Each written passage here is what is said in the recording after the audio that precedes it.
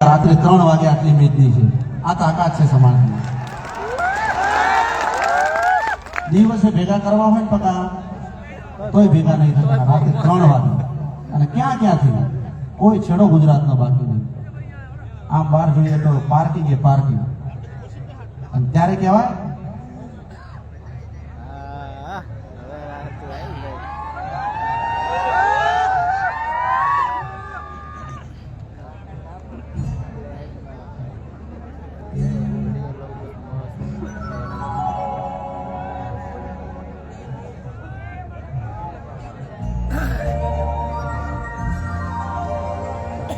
કારણ કે આજથી 17 વર્ષ પહેલા હું ઠાકોર સમાજ માટે ગીત ગાયો હતો અને આજની તારીખે એ ગીતથી હું ફેમસ થયો હતો. ત્યાંથી જ્યારે શરૂઆત કરી છે ત્યારે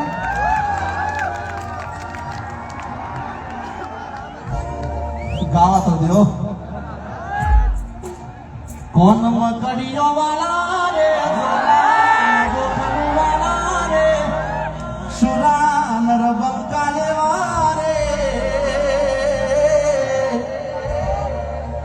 વાલા ઠાકોરો મને ગમતા હે વાલા ઠાકોરો મને ગમતા.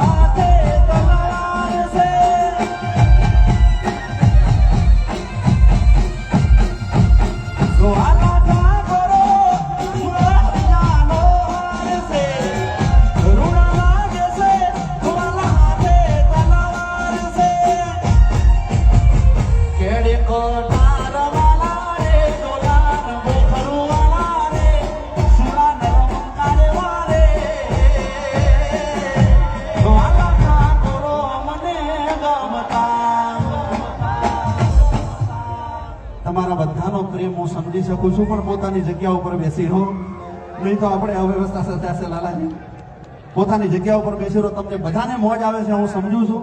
મને આજ અંદરથી મોજના દોરા છૂટ્યા છે, કારણ કે સૌથી વધારે ચાહવા વાળો વર્ગ, સૌથી વધારે ગીતો સાંભળવા વાળો વર્ગ, એમ કહેવાય કે મારી સામે છે આટલી બધી મેદનીમાં. એટલે મને હુરાતાન ચડ્યું છે, પણ શાંતિથી નીચે બેસી જાઓ. કોઈ ઊભા થઈ અને અવ્યવસ્થા થાય એવું આપણે નથી કરવું. ત્યારે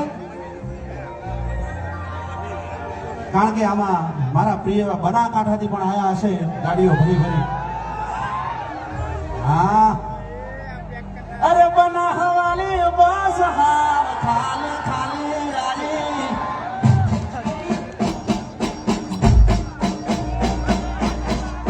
પણ આજે તો બનાસની બસ ખાલી ખાલી નહીં, પણ ભરેલી ભરેલી બસ આવી છે ભાઈ.